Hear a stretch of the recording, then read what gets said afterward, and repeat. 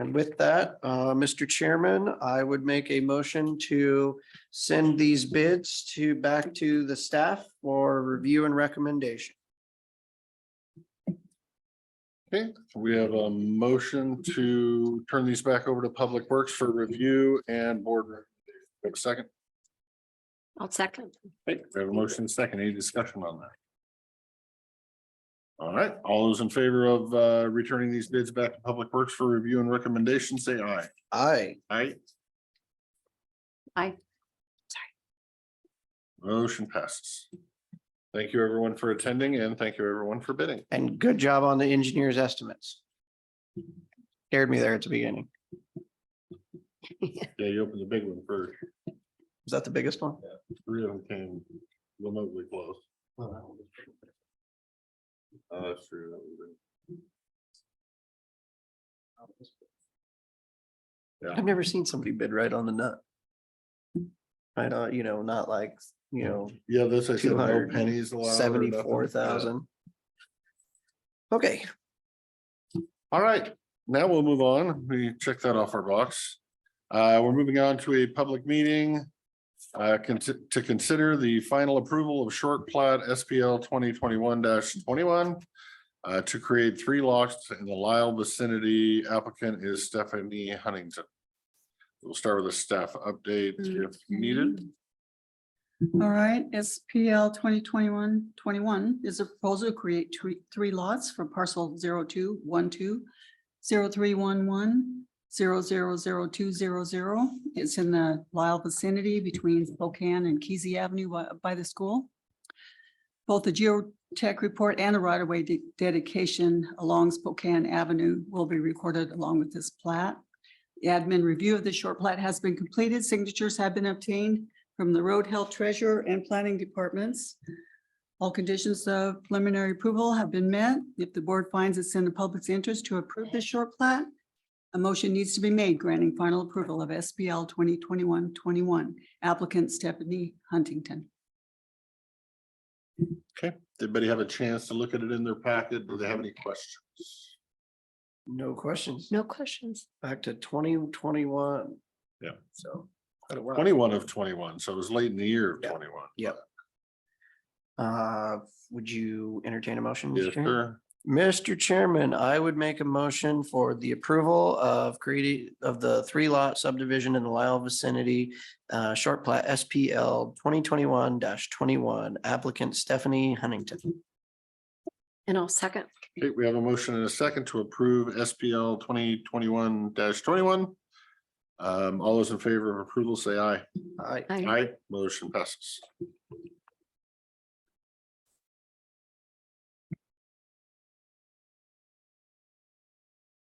Then next up, while we're doing that, we have a public meeting to consider the final approval of boundary line adjustment BLA 2023-05 to adjust the common property line between 3 parcels in the Goldendale vicinity. The applicant is Ralph Rogers.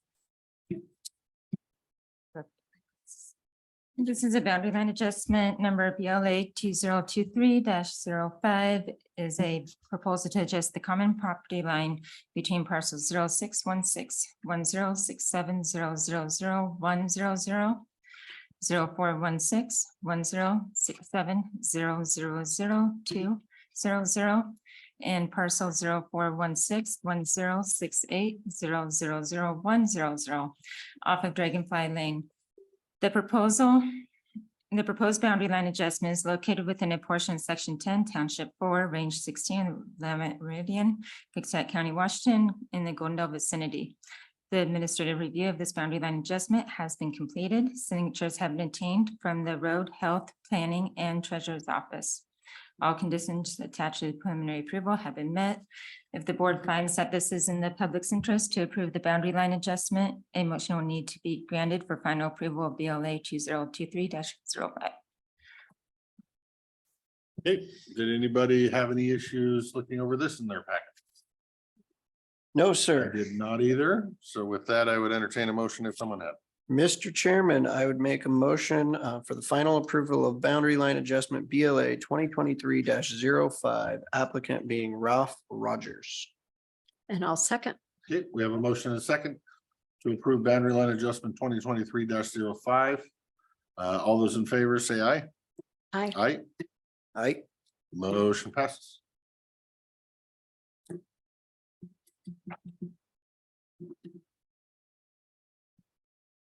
Let's move on to consent. Mr. Chairman, I would make a motion to approve the consent agenda with 10 items, noting that previously number 2 has been removed. And I'll second. Okay, we have a motion and a second to approve the consent agenda with 10 items. Pulling item number 2. Any discussion on that? No. Hearing none, all those in favor of approval of the 10 items in consent agenda, say aye. Aye. Aye, motion passes. And would you like to do the pay estimate? I'd say technically we can do them. We got 12 minutes, so let's go and roll Mr. Chairman, I make a motion that we approve the account payable warrants in the amount of $249,818.85. And the payroll benefit warrants in the amount of $862,622.35 for the date ending August 14th, 2023. I will second the motion. them. Okay, we have a motion and a second to pay the bills. All those in favor say aye. Aye. Aye, motion passes. Mr. Chairman, I would make a motion to approve pay estimate number 1 and final for the Klickitat County Annex floor covering. Oliver's floor covering was the lowest valid responsive bidder with a bid of $36,649.55. And I'll second. Okay, we have a motion and a second to approve pay estimate number 1. And final for the annex floor covering. Any discussion on that? I would just say I went down during the lunch hour and the annex floor looks amazing. With the paint and the floor and everything. It's I haven't had a great. chance to tour yet, but did they have it open to your key card? Did your key card get in? Or did you need a There's tour? no key cards. No, there's 2 of the So it's like the old school locking the door thing? Mhm. Wow, okay. And figured I I'd doubt wait our until key it was cards are gonna work completely in done. there. Well, I gotta get my key card fixed for across the way. My key card didn't work over there. I couldn't get in the conference room this morning. Knock, knock, Public Works. Okay, yeah, cool.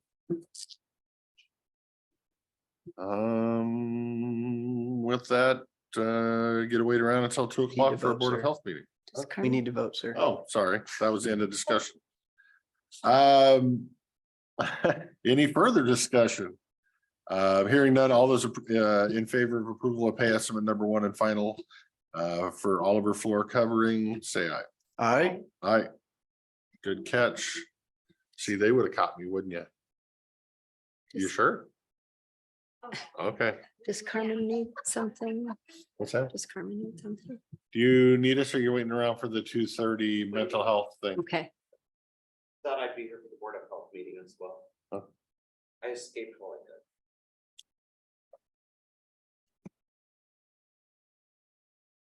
So here we sit, waiting for the Board of Health meeting. Anybody have any other fun stuff to bring up or discuss or? Yeah, since we might as well get some board pending out of the way. I received a phone call from the city manager wanting to get together to talk about a bill that we have not paid that hasn't come up. And I don't know how much of this Commissioner Zoller is aware of, but apparently we have been getting billed by the city of Goldendale for a 1-inch meter for the courthouse and the jail. And when Mr. Munyon was hired, he came across that and we actually have a 4-inch meter in place. The corrected billing for that account for the last 6 years would be $93,346. And we pretty much, I think at the beginning told the city to nice try, good luck. Wow. They have it still on their books as an unpaid bill. And so my goal was to meet with him Thursday morning early and try to negotiate to find a compromise that would work for both of us.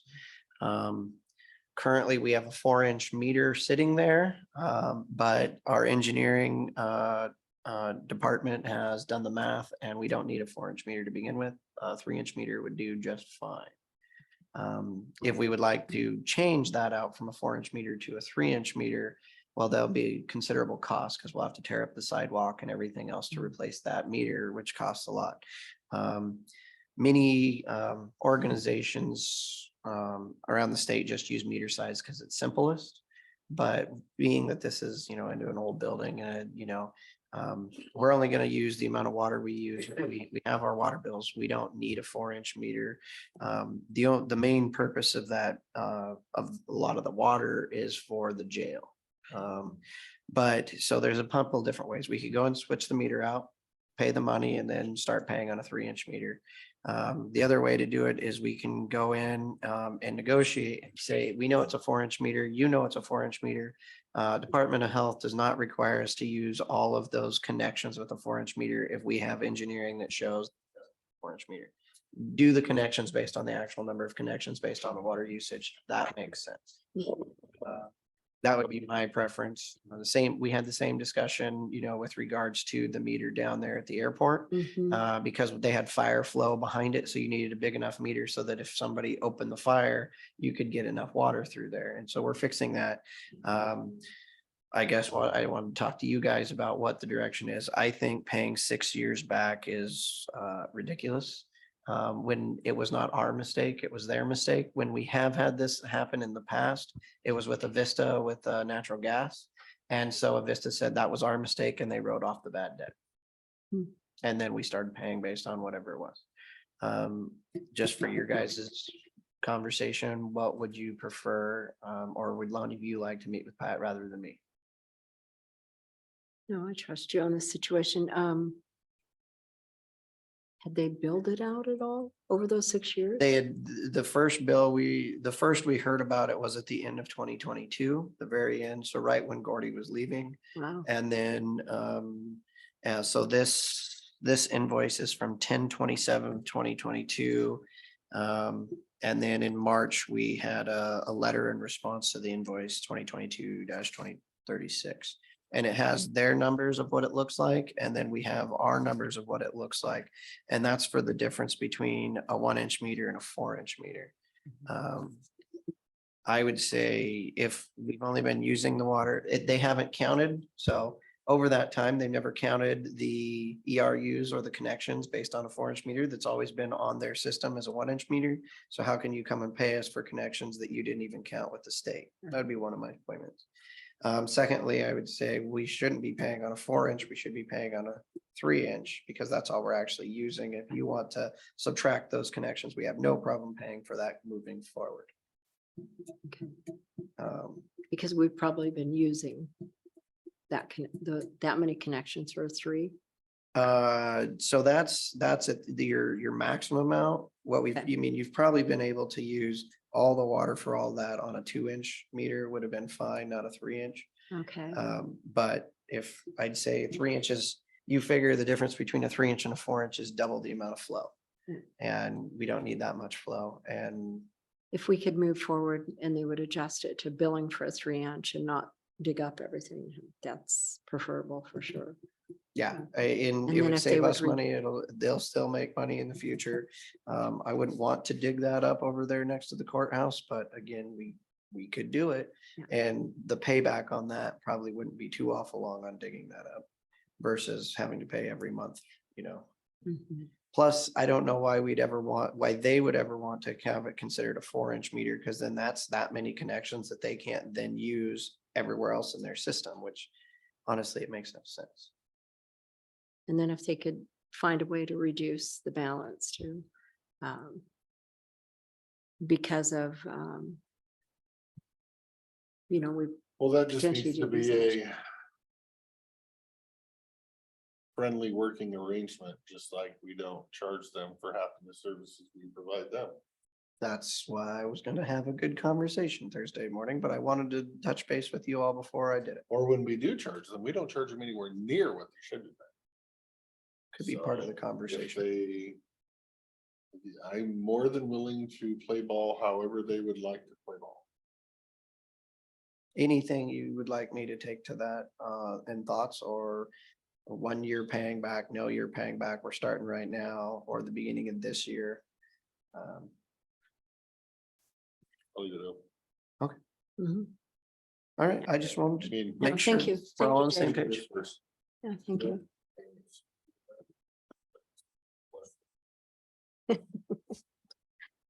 Did you want to review these, the documents from it? No, when you get Okay. done with whatever you get done, I'll want to review. Okay, well, I will update you all next Tuesday on that.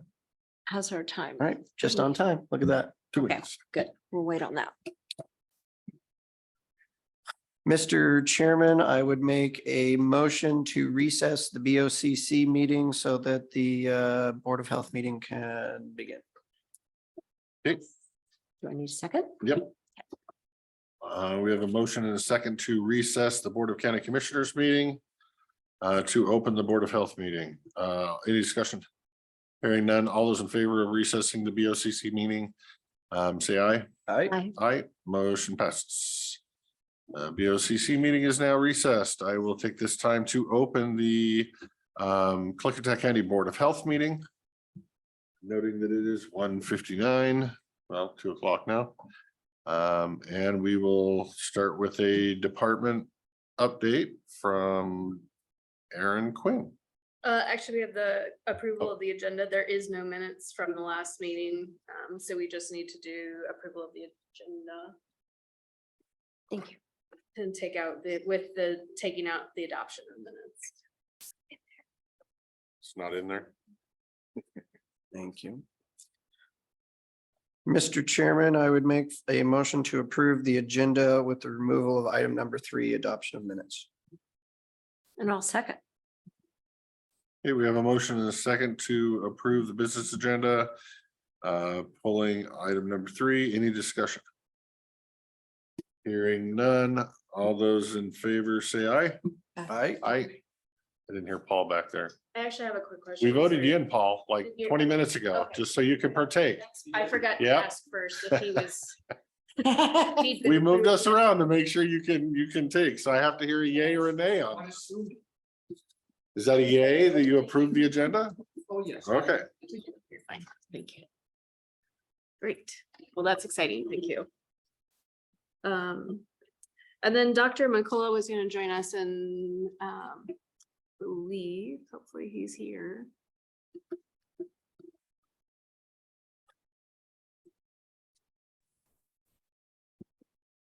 And do a health officer update. There he is. Good morning. howdy, sir. Hello, hello. Am I on or? Yep, you you're just say good. hello? You want to just do your update, your health officer update? Okay, great. Good afternoon, everyone. Today I thought I'd cover a couple topics. First, I give you a little update on where we are with COVID. And I thought I'd just kind of give you some general information about rabies that we're seeing in the county. So first off, starting it with COVID.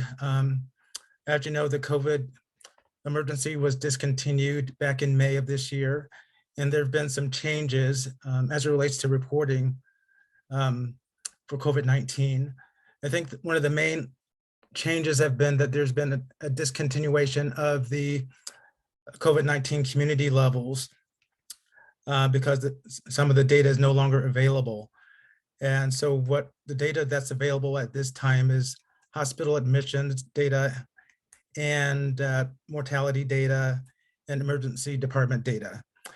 And it appears at this time that the main data that we'll be using for preventive measures will be the hospital admissions data. And at this time, we're still able to determine your level by county level by going to the CDC site and looking at your county, and you can see what the hospital admissions data will be. The levels will still be low, medium, and high, but that data is still available. And at this time, our county is still in a low level, which is good. As it relates to vaccines, we anticipate there's going to be changes in the vaccine, the composition of the vaccine this coming fall. As you know, most of the most common variants have still been among the Omicron family of variants. And back in June, the FDA recommended a change in the composition to another further variant called XBB 1.5, which we anticipate will be in the COVID vaccine come fall. Another update is that the most common variant is a derivation of the XBB 1.5 variant that I just mentioned. The most common variant at this time is EG.5 variant, and they represent about 17% of the variants in this country at this time. So COVID still hasn't gone away. At last look, there have been about 10,000 hospitalizations in the whole country for COVID. And COVID right now represents about 1% of the deaths from all causes in the country and about 1.2% of the hospitalizations. So at the next board meeting, I'll give you kind of more updates on COVID and with what we know about the coming season, but that's kind of a brief update for now. Any questions? Hey, this is Commissioner Christopher, sir. I do have a question. Sure. Is the COVID, is it holding true like most viruses that as it mutates, it gets weaker? Is COVID showing that its strains are getting at least not as harsh as the first ones we were encountering? Well, the current strains are not as there's not as much mortality and morbidity as the original COVID strains that originally occurred. So that's correct. In terms of what we're seeing now, for the Omicron variant that's been present for at least the past year or so, we haven't seen significant changes in the morbidity or mortality. So it's been fairly stable. What will come in the future is unclear. What we've been looking at what's been going on internationally, because that can be a sign of what may be coming in the US, and at this time it does appear to be fairly similar to previous strains of the Omicron variant. So I'm definitely hoping that it'll be less with time, and because that would be benefit for all of us. But I think at this time I would feel fairly confident saying that the morbidity is not increasing, at least as far as we know, and it appears to be stable. Okay, thank you, sir. Any questions from the board members about COVID? No, hearing none, sir. No questions for COVID. Okay, there's recommended that I talk a little bit about rabies because there's been some concern about rabies in the community. It's been there for as far as long as I know, but I thought it'd be good to kind of give a brief overview. As you know, rabies is caused by a viral infection that's transmitted by the bite of infected animals, and what happens is the rabies virus goes to the central nervous system, causing brain disease and ultimately death in most of those who are infected. Rabies is transmitted mainly through the direct contact from a bite or through exposure from broken skin of a animal that's been infected with rabies. And so basically people are usually get exposure from contact with a rabid animal. But it is concerned in some cases that because there can be some what's called non-bite exposures where the bite or the scratch may be not as apparent, and that can be a source of concern as well.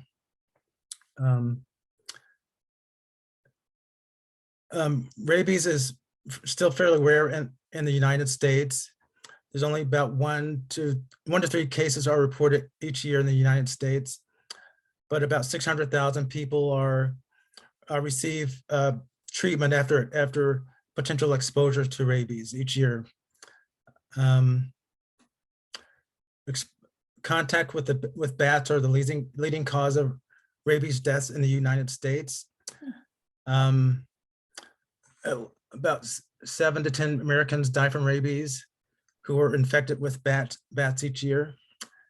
Again, that's a significant concern because many people may not recognize a scratch or bite from a bat because it can be very small and not apparent to those who are exposed. Let's see. I think the main concern is that rabies is a medical urgency. People, if they're concerned about exposure, they should seek out their provider, and the healthcare provider will determine, do a risk assessment, determine the need for treatment, and decisions will be made about treatment based on the type of exposure, the type of animal you're exposed to, and the availability of the animal for testing. And about 120,000 animals are tested each year for rabies in the United States, and about 6% are found to be rabid. And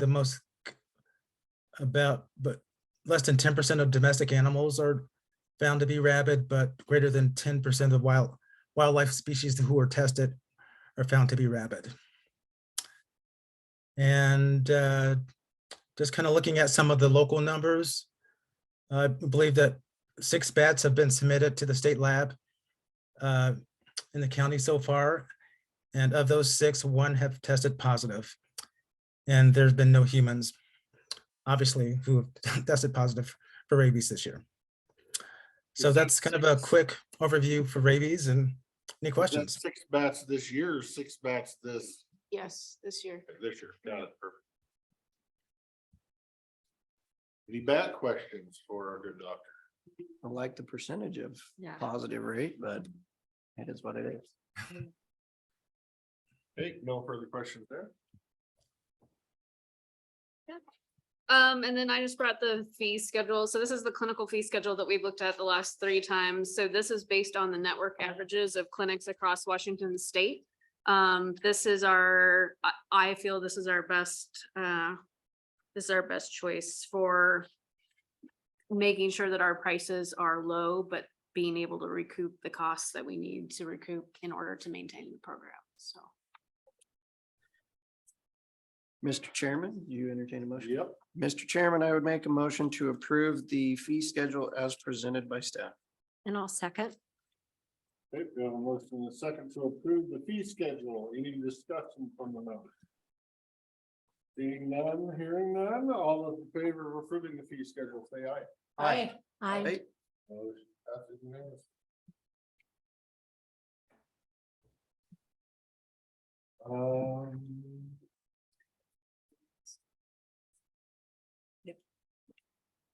Next up is public access to the board. It's your time for any members of the public that want to access and or have questions or talk to the Board of Health. This is your chance to do it. Does anybody in the room have questions for the Board of Health or comments for the Board of Health? Seeing none, does anybody online have comments that they'd like to make before the Klickitat County Board of Health?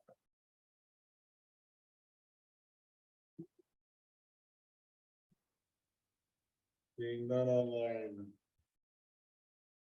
Last call. Anybody online have public comment for the Klickitat County Board of Health? Seeing none. Include public comments to the Board of Health. Do we have anything else? I have a question for the board, and my question is, why we're not, as a Board of Health, addressing the behavioral health needs in our community? Why that's not addressed at this board, as it is a big it's a health concern for our community. So looking at some of the statistics and our numbers, I'm just wondering why we as a board are not addressing those issues and why it feels like it's separated from this board. So we had talked initially about, and Cindy and I talked about this a little bit too, but we talked initially about keeping public health and behavioral health very separate entities. But what we saw with, I think potentially one of the things that led to the scenario we're in now is there's no oversight. So is it appropriate for this Board of Health to get a report from the Behavioral Health Department as part of the oversight and making sure that we don't end up in a place where there's no oversight and things are not going well and there's no one to go to as a checks and balances sort of scenario. So that's a conversation we just haven't had before, but I think Sunday's correct. I think it's worth having and determining if we want it to fall under this board or if it should have its own board or if it has this board until we figure out another board. And so that's just something we wanted to have a conversation about. Is there any connection with Joel and behavioral health for the health officer position, or are those completely separate things? And so, Completely separate. okay. Yeah, I definitely want to make sure. Thank you, Lori, for letting me get a word in there first. I want to make sure that board has some oversight, because I fully expect once we find a person that they're going to be giving us updates as well, and they need to report somewhere, whether it's just to the Board of Commissioners or to the Board of Health. And I would have no problem having the Board of Health. Just makes it,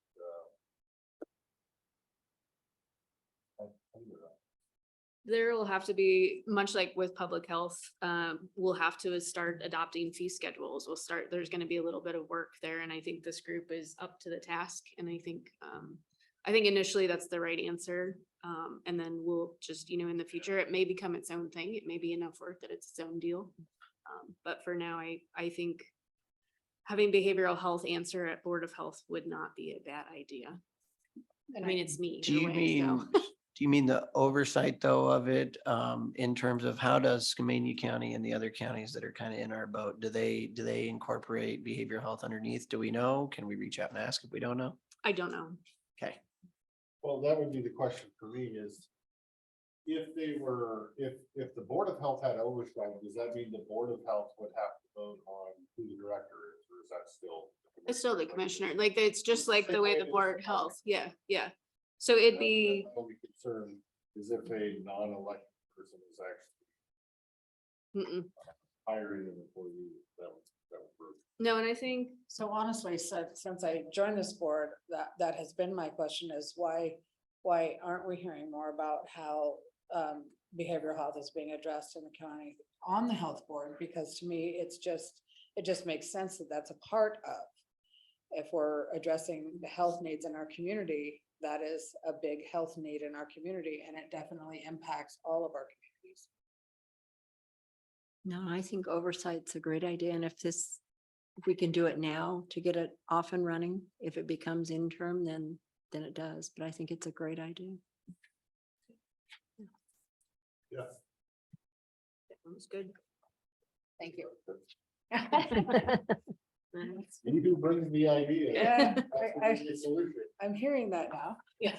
No, we'll work it out. Yeah. I think it'll be. I said, I think in my brain I always had thoughts that it was going to be oversought here. I just didn't want to potentially pile more work on your plate while you were dealing with it. So it was like, let's get it up and running first. I think we're in the. Not all the procedural stuff afterwards. We're in the phase where we need to address the procedural stuff, and I think this is probably the most appropriate venue to do that. And I will say, when we were up at the training, many counties that we heard from, that other Board of Health members had discussed their behavioral health along with as it was part of their health board. So I think there is precedence for it. That's true. Yeah. Did item number 2 get pulled out of our agenda? One of us had to ask. That is all I have for the Board of Health. Any other board members have anything to board with? Glad to have you on the board again, Paul. Thank you. Yeah. Yeah, Can- thank you. We missed you for like an hour. Technically, it was a month, but Was it a month? it was. July 1st. Yeah, July 1st. Well, Okay, with that, Chairman, I would make a motion to adjourn the Board of Health meeting and reopen the Board of County Commissioners meeting. And I'll second. Okay, we have a motion and a second to adjourn the Board of Health meeting. All those in favor say aye. Aye. Aye. Aye, motion passes unanimously. Thank you all for coming and donating your time to this wonderful ordeal. Thank you, Joel. can I have something I'd just like to quickly add on to your day. So my offer was accepted, and so we have a behavioral health manager that will be starting very soon. Ah, Take, A lap like around the a block. Super It's off my Bowl, plate. like football, where you draw picks on who's gonna win the Super Bowl. Yeah, How long is it? forever. Yeah. We're setting up a road, we're working with the sheriff, putting a roadblock. Yeah. He's gonna have He's to- here forever. to leave Yeah. the county to Yep, go he's gonna have away. to ask for permission to leave the borders, so, yeah. So we're going back and forth right now about when he can start, but we've got. Yeah, good. Thank you. Yeah. Yeah, I'm excited. I'd say now that you did all the hard work, you can just swoop in and. Oh, it's still not gonna be pleasant. And also I did ask Chris to join us for the conversation about for the next conversation, because I think his expertise will be helpful for them. Yeah. Move in that regard. Come on. Time is good. All right. Do we,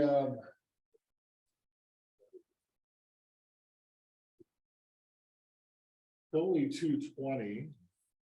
We said we were gonna do that at 2:30, so.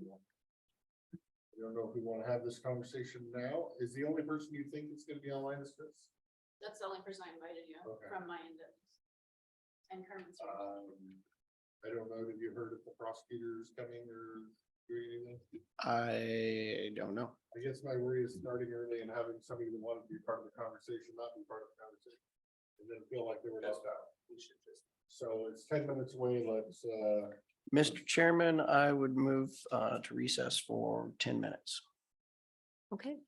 or we could just pop right up. I'm gonna go use the restroom. All right. It's a hint. I'll let your motion die for lack of a second. Okay. Then we'll just, let your do the. I said, okay, but I should have said second. I said, okay. I didn't hear a second. No, I know. It's not a Robert's rule. Okay. Keep it official. It's easier to keep the meeting open than to sit here and make sure you don't talk about any county business.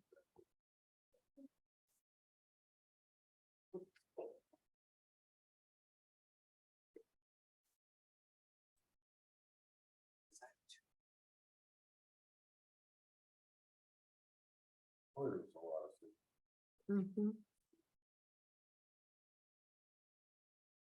It was one, I didn't have a sticky on it.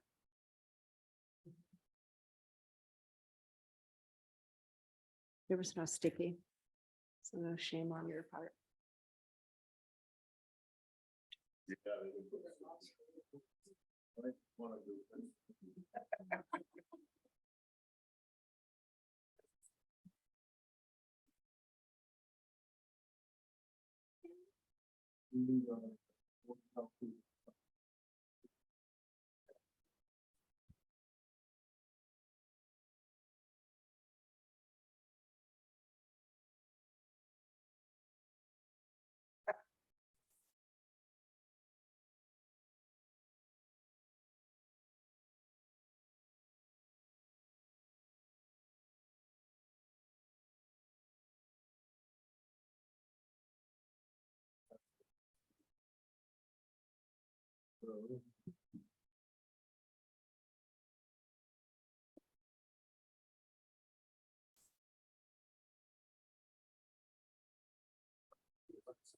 Yeah.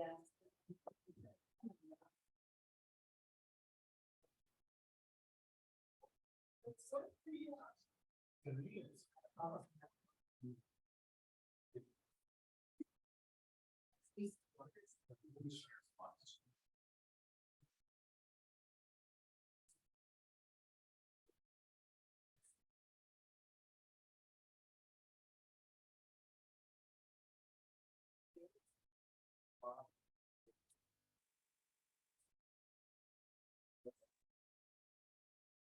Our part is, we don't do on Thursday.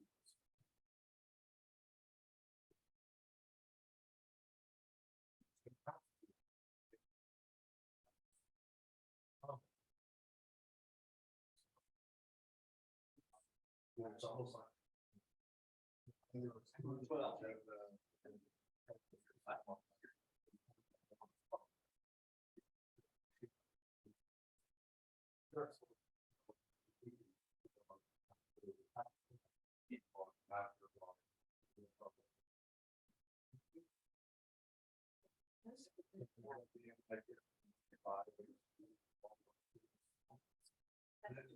Whatever little workshop. Then you guys can help.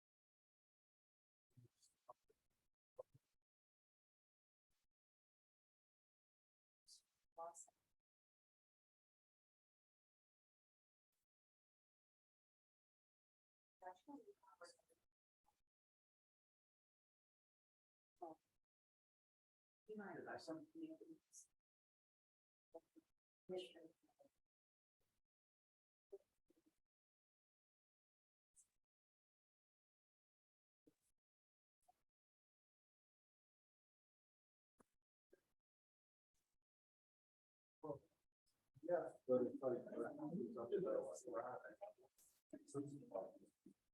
Mine isn't either. I gotta turn your mic on.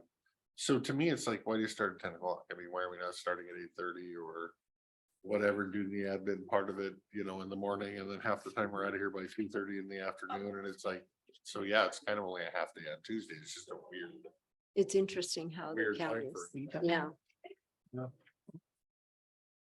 Time frames of meeting. She said she was talking to Paul Jewell and he was saying in Klickitat County, they have an admin meeting on a Monday and this meeting on a Tuesday. And Just interesting how different counties do things. Yeah. Everybody does it different. You got 4 minutes. We are, for anybody on Zoom just wondering, we're just waiting around until we open the next discussion, which will be the potential litigation against the states. Are we in session so I can bring up Yep. something? I had an email from Columbia Land Trust in regards to a letter in support of them doing that second phase of, because they timed out on it and didn't get to submit. And so they've kind of came around again, but they sent more information. So I copied the maps for you. And for myself, I would like to have them come explain to us what it really is and what the longevity of it is and what it means in the future for legacy forests. And one of my questions is, will that lock it up like in 6,000 acres? And then if somebody were interested in 500 acres being you know, taken into our county thing or something, does it lock it up so it can never be changed? Well, one of my worries with them, and I don't know the answer, is, I mean, is there buying out this forest land and whatnot? Are they gonna actually manage it for sustainable harvest? Or are they gonna turn it quite like into to a old growth forest that's just prone to fire hazards? So this first section is the purchase of development rights. And then, so like, this is the same funding we used to create the Mount Adams Community Forest. And when we created the Mount Adams Community Forest, that was actually the purchase of the property. And because of the purchase of the property, using that funds has to go to a public agency. The DNR actually acquired it. There was some pretty close moments there on whether the DNR was gonna acquire it or the county was gonna acquire it at the time.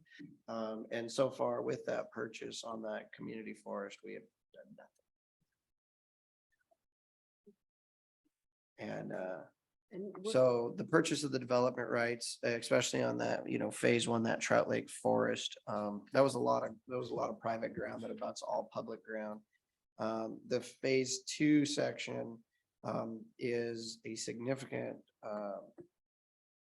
amount of property that I think the public might be a little bit more interested in on whether or not those development rights are forever extinguished on that. Or if not forever, you can always buy it back, but you don't want to pay the price. Yeah. And as a county, we wouldn't be able to afford it. But we're not in the landowning business anyway, so. And there was some discussion that I had that it wouldn't be able to be broken down into pieces that would be small enough that anybody could afford. Currently, you're seeing Well- it right now up on the Sadis. Okay. And so this would be, it would be kind of like the same thing as if somebody went forward and tried to purchase all the development rights on the Sadis project, and then it would only be able to be sold for timber purposes. And so that was their idea. The problem I see here is I don't know if it's my coloring, but there's a different phase two and phase three. But they're kind of wrapped together, aren't they? It's hard to tell which one's two and which one's And I three. asked him that today on email and he said, no, it's phase two, but then I can't distinguish between those either. And it is a long. But I guess, so down here it shows phase two is this one and this. So it shows which one is, but I don't know if this is part of that or not.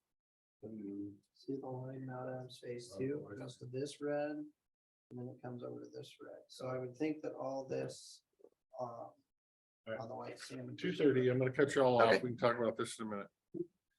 2:30, so scheduled time at 2:30, we are going to have a discussion on whether the county should join the Washington State Association of Counties Action for Injunctive Relief against DHHS. So how this started was Washington Association of Counties reached out to us and asked us if we wanted to partake, and are hoping that the county was willing to partake as co-plaintiffs in an injunctive relief against the Department of Social and Health Services. The purpose for this is legal actions to address DSHS refusal to fulfill its delegated legal duties to evaluate and treat conversion patients. As impact of the consequences of this, criminal defendants, I don't know why I'm tongue tying today, will now need to be released directly into the communities without treatment or supervision upon the dismissal of the charges. So we do need to get them back an answer pretty quickly. I was willing to sign this last week, but my seatmates thought it would be good to bring all the stakeholders in and see if you're all on board or not on board and hear opinions before we did such a thing. So I will open it up for anybody that wants to make a comment for or against the county signing on to this lawsuit. Go ahead, Chris. I'd like to make a comment. I think one of the questions that's come up is why can't we do this? And what it has to do with is that the forensic specialists that the state uses are psychologists and other licensed professionals that are only approved under DSHS. So this is not even a service that we can provide. Also, the issue is around liability, is that this is not a risk that the county would want to take on. Evaluating forensic cases, especially criminal cases, opens the county up to liability if we were to take on some activity like this. So to me, I think supporting this lawsuit is good. That there's not anything that we could do from Klickitat County Behavioral Health side to be able to provide these services. I think really the big questions are going to come, or the big answers are going to come from Carmen. Klickitat is very lucky. We don't have any time where we're boarding individuals at the hospitals, like on the west side. That's what opened up the True Blood, charges in that court. But to me, really the big thing is that it would support going ahead with this lawsuit, supporting the Council of Governments in this lawsuit, because this isn't a service that we can provide at this time. Okay, thank you, sir. So first off, I do support that we file this injunction. I did ask our prosecutor sometime last year to file a lawsuit against the Department of Social and Health Services, like King County and Pearson, Snohomish counties did. At that time, they didn't want to do that. We continually see a number of our residents in the jail sit for long periods of time, sometimes upwards of a year, waiting to get into a mental health facility. Currently, we have 2 sitting at Eastern. That's down from 5 that we had just a couple of months ago. Now with this new injunction, also came a letter to me on August 2nd, saying possibly our people are going to be released back. That's a little frightening. I don't know if they fall under this exact definition. So I'm kind of waiting to hear if they're going to be released or not. If they are, we're in trouble. These are people who don't need to be on the street. They need to continue the restoration process, even if they're restorable at this point because of their mental health. I did print off a copy of this lawsuit that they referred to, and it's a very lengthy lawsuit. And in it, it talks about the number of days people are waiting. And I agree, the number of days that we are waiting for people to go into a mental health facility is absolutely appalling. We are not set up to accommodate these people with this mental illness. The state, the DSHS, they lost that lawsuit. With the True Blood, they were supposed to be adding beds. In fact, Western cut a number of beds. And Eastern doesn't have enough beds. So we're still in the same place we were at the beginning of when True Blood went into effect. They're not getting it. They've put all these injunctions on them. They keep suing them. Let's add to it. Get our name on the list, because somebody has to stand up for the people of this county who are directly affected. And we're the only ones here at the table to do that. So I wholeheartedly support an injunction against DSHS. We have to fight for our people. Anybody else in the audience? Board of Health members? I would just concur with what has already been said. I think Do we know, are they cutting beds because of staffing shortages or funding shortages? Because it seems like there's lots of money being thrown at it. So I think it's a combination. I think that Western State Hospital, the facility itself is inadequate and needed a bunch of updating. It's my understanding they're supposed to be building like a whole new wing. Well, we know how that works. It takes probably years to get that off the ground. And then COVID, of course, through staffing shortages nationwide. So they've got that to deal with. Well, I think, remind me if I'm wrong, we also have issues, or at least maybe one issue in our county where a person can't even be, have to be delicate, a person can't stand trial until they're evaluated by the state. And if they don't get evaluated by the state for, 2 years, then they end up getting the case dropped because we weren't able to provide them with a speedy trial. And yet now we're letting somebody who might be a danger to society go free because the state wouldn't provide an evaluation. So. Right, that's part of it. There's also people who they get evaluated, then they're found not competent. Then we wait 30 to 30 days or, 1 year to get them into Mhm. Eastern, the restoration process. They go through that. It's 45 days usually minimum. And now they're not restorable, then those charges are dropped. So then they're let out, and they come back in, they commit a crime, and then we do the same process over and over and over. So we just need, we just need a mental health facility that works.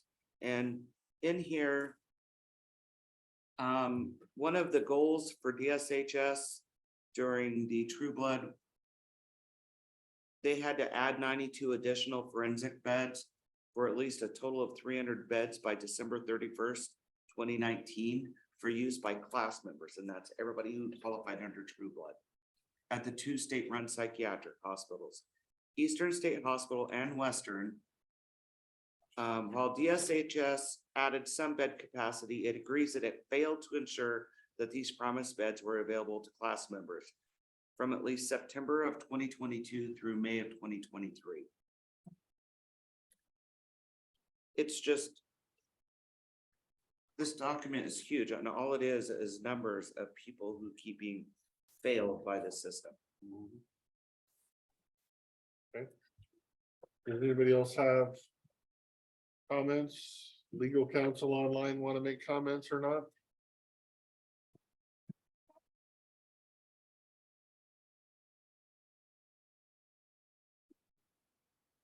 Okay, board discussion? I guess, first question is the same question I think we've asked in a legal opinion. I can't remember. Can we enjoin a lawsuit without legal counsel signing on to it? We advised legal counsel on what lawsuits we want to sign up.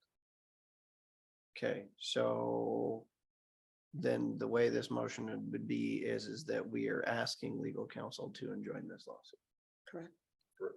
But then it's still up to the prosecuting attorney on whether or not we do it. No. We're saying we want to be involved. We give direction on what we want to. But do it's to the still case. under the prosecuting attorney on whether or not we enter into the lawsuit, correct? It's not with the That would legislation. be up to a lawyer on whether he was able and willing. Because under RCW, whether we join on a lawsuit is Which our purview. our power alone as legislative body. So it's ours, not the prosecutor, whether or not we enjoin it. That was what I was, heard it two different ways My there. understanding of law, and if they have a different one, I would love to hear it. Us. Mhm. Say that again? Oh, no, we're talking about prosecutors, so. Oh, good. Yep. So yes, it would be my recommendation to the board that we, Advise the prosecutor to reach out. and whether we want to join. do it via making a motion and making a resolution, or we just as a board want to come to consensus and advise the prosecutor that we would like to sign on to this lawsuit, please. Or however you want to do it. What would your preferred method be, Chair? I guess I would like to do it the civil way. And just have the board come to consensus and send over a request. Mhm. If he, needs something more than that, then we can broach that when we get there.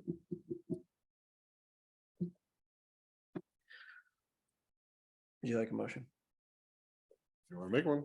All right, having before us, the, potential litigation, against DSHS. I would make a motion based on, hearing from our undersheriff as well as our behavioral health department. That we would, ask the prosecutor, to sign on to this lawsuit, on behalf of Klickitat County. And I'll second. Okay, we have a motion in a second. To advise the prosecutor that we would like the Board of Commissioners would like to sign on to the Washington State Association of Counties lawsuit against DSHS. Any further discussion? Just wanting, are they asking for money to help fight this lawsuit? Yeah. Or No, let me get to there. We're in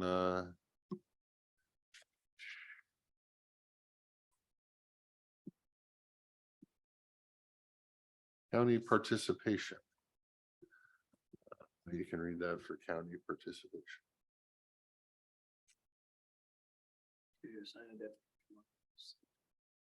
so there is a cost.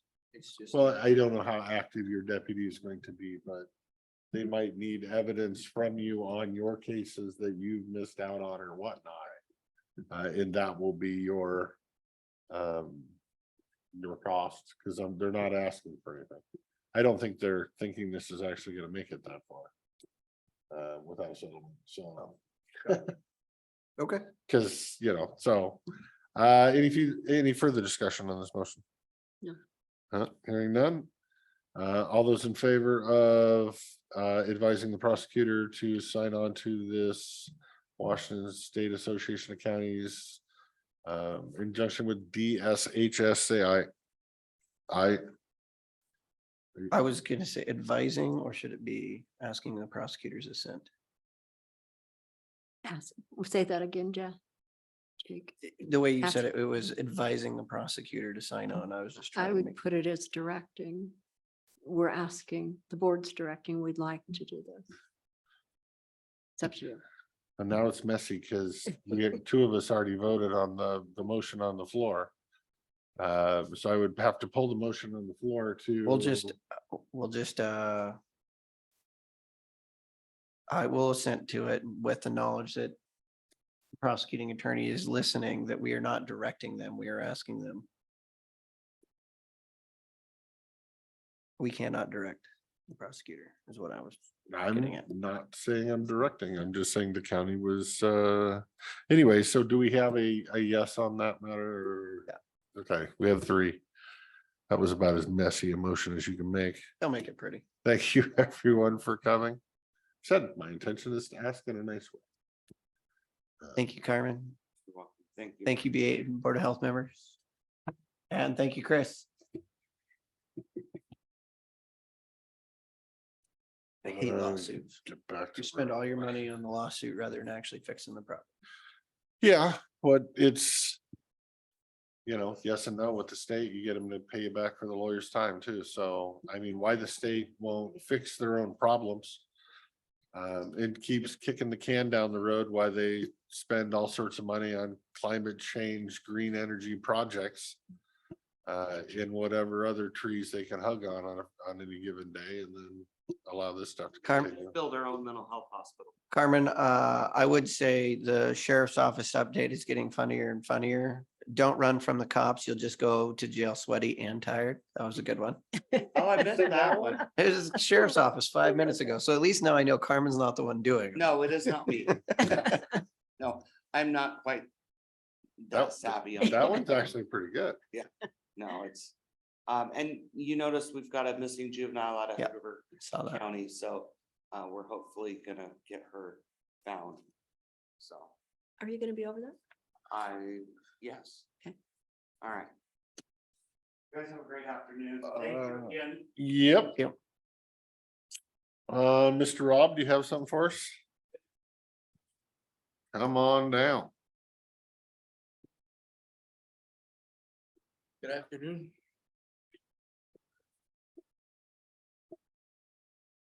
So as you know, the commissioners and I interviewed for the Natural Resources Program Coordinator last week, and I've extended a conditional offer to the person that was chosen by consensus.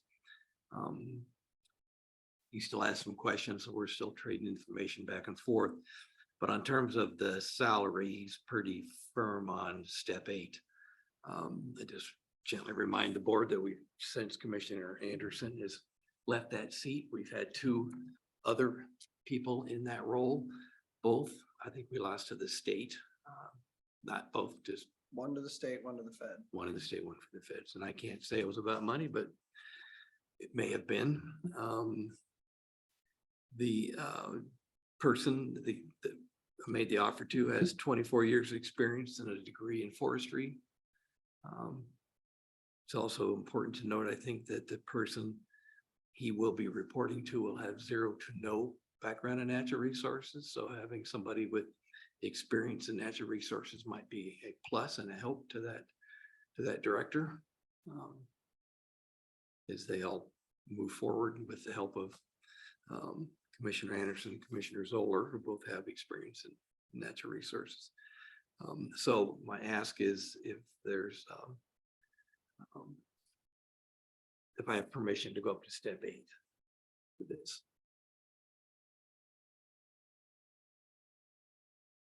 Remember, we're asking somebody to move from Montana. We've advertised, went through the process. I felt like he exhibited things that I wasn't expecting.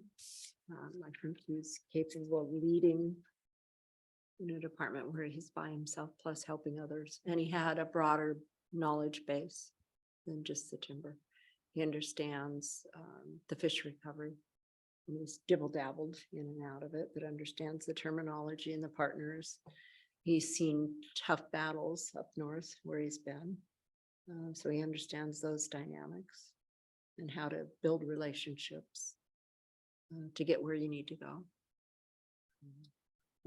From my perspective, that department, you know, while it has always had one very strong person in natural resources and then a project coordinator underneath it, the person that's assuming that role is going to have a much stronger understanding and self-starter mentality than just a regular project coordinator position, going into it with the lack of leadership with the required knowledge.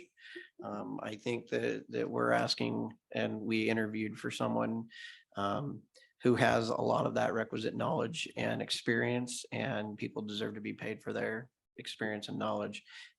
Well, step 8 does not give much room for growth in the future. That position will likely mold over time. And so like within the next 2 years, we'll know if that's a director level equivalent. And so I can, and now also knowing how many applicants we had for the position and the knowledge and experience, I reluctantly say yes. Thank you. Mr. Chair. That's fine. No, I'm keep being an advocate for you. Got to pay people what they're worth or they won't come to work for you. If you want good people, you better pay them or you're not going to keep them long.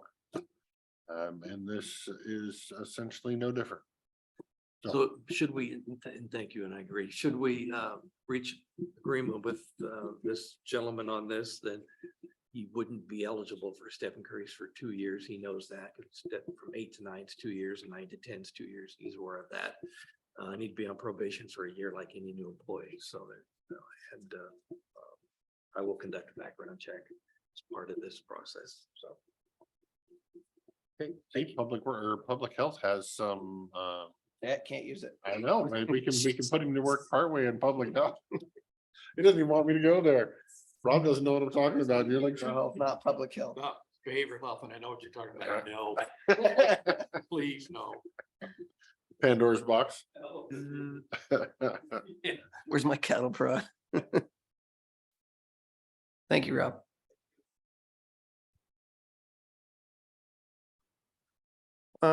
One other thing for good of the order, Courtney's got me the updated, just sent me the updated probation numbers for 2022. And so I know that we are 99.99% the way there on the district court services. And now we need to start talking about probation services and people's fair share. I just wanted to let you know that if you would like, I can continue down. Oh, that's kind of funny. Continue that discussion with the cities, unless either of you would like to take over. I don't know that the cities aren't going to like the answer, but the only answer is they, provide their own probationary services or they don't put any of their people on probation, which either way is fine with the county, I think, because that would alleviate a horrendous amount of caseload from probation, and they would no longer be overworked and understaffed. So even if the cities don't want to put anybody on probation, that's the consequences they have to pay with their. I don't know if, because the cities hire their own prosecutors, they can recommend no probation if they wanted to go that direction, but I believe that it's actually up to the judges.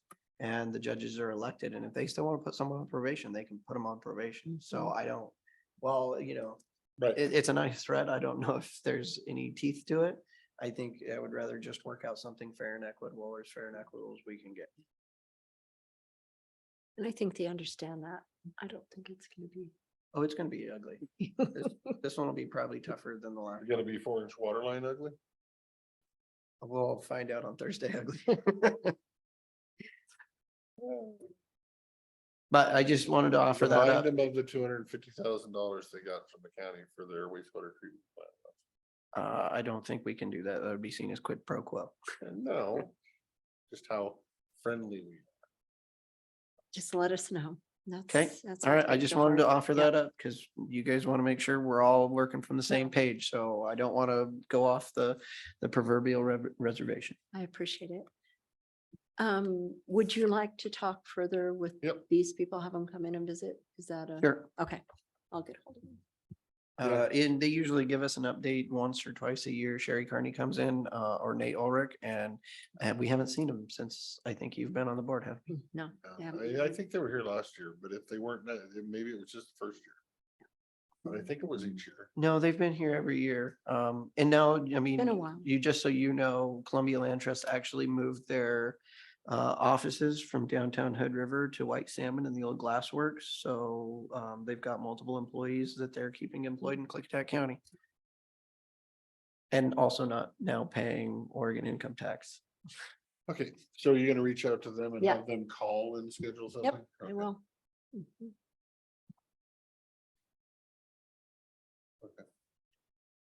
I found last year's MOA for WSU, if anybody wants a copy. A what? WSU's MOA Between us? between us and MOU, or us and WSU, for what we're paying for services. As we talk about budget and whatnot, and we've seen the Skamania contract. We have.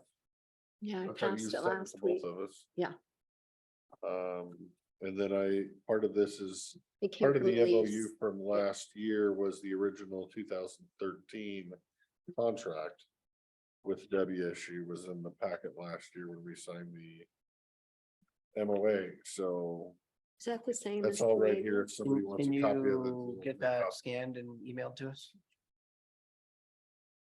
I had to dig through the agenda last year to find it, so maybe I make you dig through the agenda. No. Huh? This is the one we signed last year on 9/27.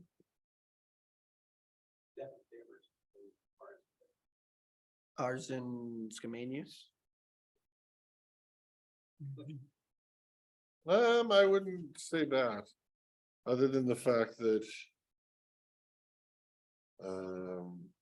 ours is a one line.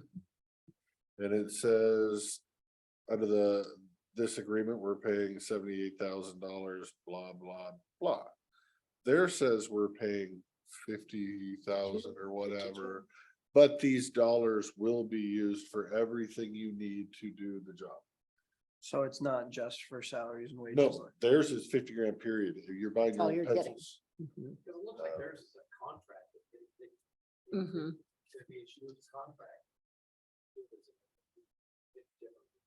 Right, but we have an interagency agreement. The original contract.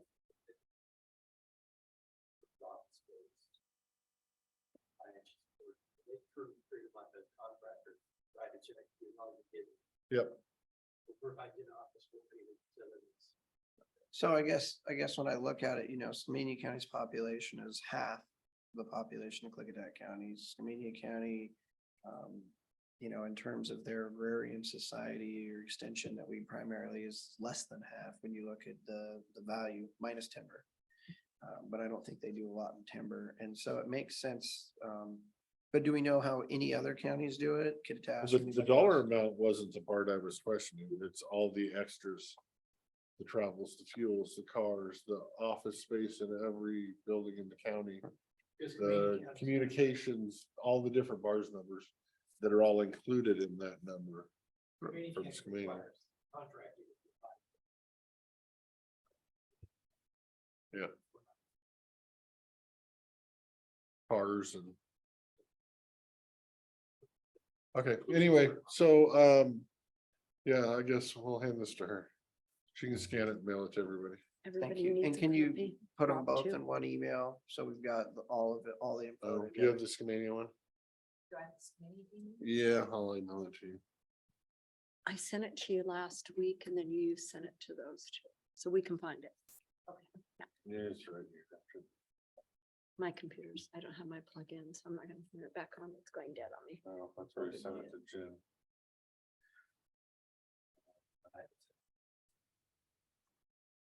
Okay, well, that'll be good conversation. Did we get, I don't know, you're gonna get it again, Rob, because it's. I'll delete you here, but did you get, hopefully Alyssa gets forwarded in that big chain of people and you'll see it attached to the first of that giant email chain. did you get the, from Thursday sent out? Remember, there was we talked about it, with the changes. Did you get that sent to the director or not? Oh, no, because I want to make sure. The last thing I want to do is say, hey, by the way, we're changing this. Come talk to us and then also change B and C later. I want to make sure we are on one page and this is where we're going and this is the answer we've arrived at before I tell anybody. So you want to make the decisions and then make them come in and fight back for whatever we may have changed? I want us to know where we're thinking of going. Scenario. Okay, So that we don't have to call people in 12 times well, this is where we think we're going on your travel. And then we make the decision. And then as we go through the budget time, next time we look at it and see whatever, that we want to lower $500. And now you want to call them back in to have a chance to argue that $500. I would like to have everything there that may affect their budget outlined, and then they only have to come in one time. So before we did that, I thought it would be good to have all of our current documents and Skamania County's documents and us to have one more discussion to make sure that whatever the ideas were are the only ideas, and there's not going to be another idea next week that would entail another discussion. So when are we having that discussion? This is the first, I thought we were sending something out and that's where we were at. So I'm trying to catch up here. When are we gonna have that discussion? What's the plan? How I do we would do that imagine with that our next time we talk about budget. No. Not the Hannah thing. She gave it to me and told me to send it. Yeah, because she was not going to, remember? Yep. And I don't have a What do you mean problem other one? doing that. Everything Yeah, else. everything else. Okay, And I don't have a problem doing it. I just don't want, I want to make sure every part of that budget we're essentially good with. We don't have a problem with our MOA compared to them, our MOA. I don't want to have this discussion next week because somebody found something else. So I want to make sure we're all on the same page and then send it so that it can be a one discussion kind of.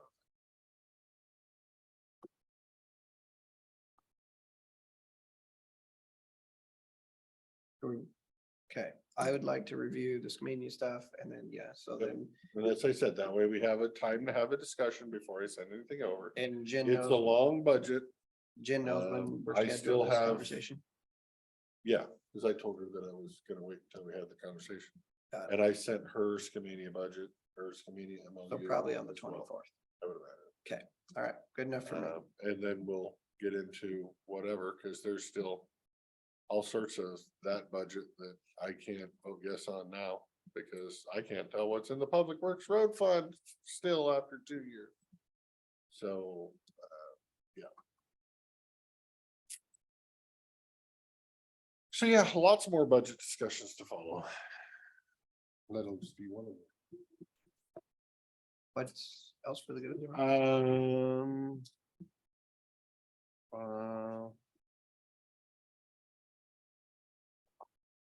Is there any way that, I guess it's hard.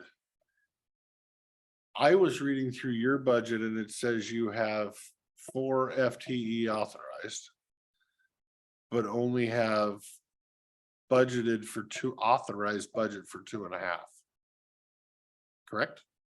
Could you have a grant writer or something authorized or something? Yeah.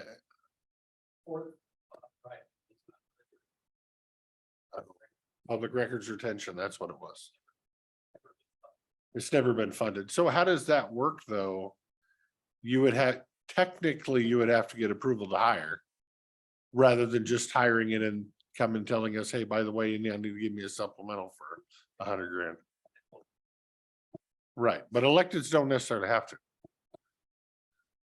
Or is that the question we, because there was a question for this when we were looking at an investigator. And Come on. and when we were, or the prosecutor wanted to hire an investigator, do elected officials need commissioner approval to go out to hire? Or is that a question that depends on who you ask? Who wants to be in the house?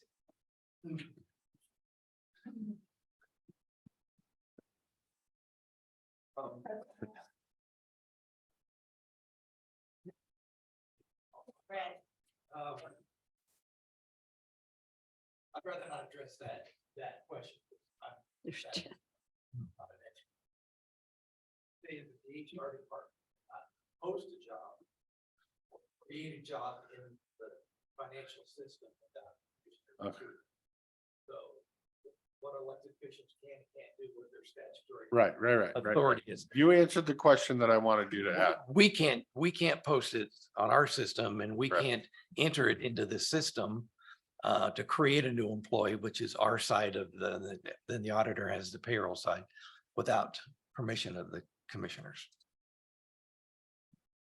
Okay, because that was part of my question, is cleaning up org chart boxes that are not been filled, like yours.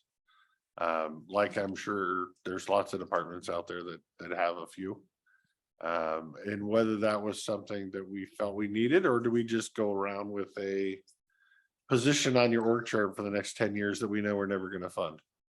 Casey, historically, is the county's not, well, you want to come up here? She's like trying to stay in the back. You got the boss on this. And I You're remember good. Commissioner Sauter talking about this when I first came on board. He'd always say it's better to leave a box unfunded than to remove it, because then to create a box, you have to go through a whole new process. That makes sense. Whereas if a job is created and unfunded, you may have to update the job description, maybe look at the salary if it's never been filled. But I think we have many unfunded boxes on various elected and appointed departments and offices. Is that correct? There are some, and the process would be similar as far as requesting it to be put back in the budget and to be filled again. I think a good example is planning. I think they had a consultant, they had when they wrote for senior planning, long-range planner, and then we had the consulting box that for the shoreline. And so they reused that when we couldn't find a long-range planner. So sometimes if the box exists and it's been used in the past, it just gets updated and authorized. So That's probably the key from my perspective is I don't mind having spots available on the org chart, as long as there's a difference between there's what the org chart allows for and what's authorized via the budget. And as long as the budget is the authorization for filling that, then I got no problem. which is why I think Jen this year maybe for the first time on all of the offices and department budgets put approved and funded, because in some cases they're the same, in some cases they're not, like in ours, because of the I think our public records position currently states that it is an unfunded position, but the box is still under our org chart. if it's not clear. So we could- technically, if it's an unfunded position, though, they could still hire and then come back to you at the end of the year with a supplemental do. We fund. would have to come and request to put it back in our budget and verbal to open the position to hire for that. So all of the approvals would be presented to you and approved before anything were to happen. And again, It we would can only be- only speak to what is Right. required of us. And so I guess the question then from your perspective, Commissioner Christopher would say, what if you have a budget with two open positions that are not currently funded, but you lose somebody in a different spot, and so you want to go and hire for one of those positions and use the money from that other spot that was funded, and you're an elected and you're like, I'm just doing what is best in mind. I think still, according to what our side of the coin is in order to go out to advertise for that, it has to go in front of us. And then that would start a match between that elected and us on whether or not. I think the easiest thing to do is to fund and not fund and be very clear with our expectations based on the budget. But again, some of those departments that are elected are pretty large, and there might be a sergeant's position or deputy position. As long as they're staying under their budget, they feel they have the authorization. And I understand where they're coming from, is I'm going to do what's right for my organization. I think that would then involve a conversation on whether or not that change would have a supplemental budget impact at the end of the year. And if again- so, we could always say no, and then they'd have to start making draconian cuts and everything else. And again, I want to be clear, it's not for me to say what elected officials can or cannot do. But my observations are, since I've been here, at least with the previous commissioners, the first question always was, even in that kind of scenario, do you have funding? And that was always generally the first question. Do you have available funding for that? Whether that's the primary thing now or not, but I think that was, people wouldn't generally come and even ask if they didn't have funding because they had other vacant positions. If the answer is no to that, most people won't even approach the subject with you. So versus a supplemental. Boy, this got way in the weeds. Okay, You thank asked the you. question. I know, but you guys went down a direction that I wasn't even asking the question to go down that direction. So. Oh, that's fine. Then I don't know what direction you were going. Any ship at sea. I don't have anything else for the good of the order, sir.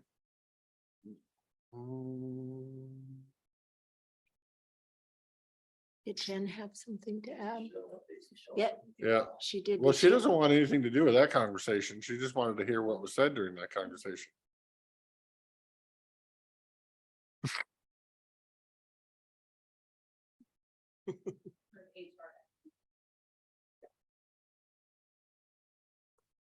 Anybody else online hear anything else?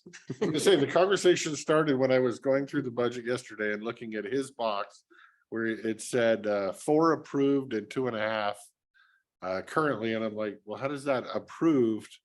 And because I was thinking it was grant writer, but you're right, it was document request, whatever. Did I was trying to we- figure out how that worked. And then it shifted way down through the prosecutor's realm of possibility and got ugly there for a second. So. And we've historically had 3, correct? And you're 4 and 3 and then 4 and 2.5. Yes. hmm? There were 4 12 years ago? See, but that So was could it just- 2 office, or what was the other position?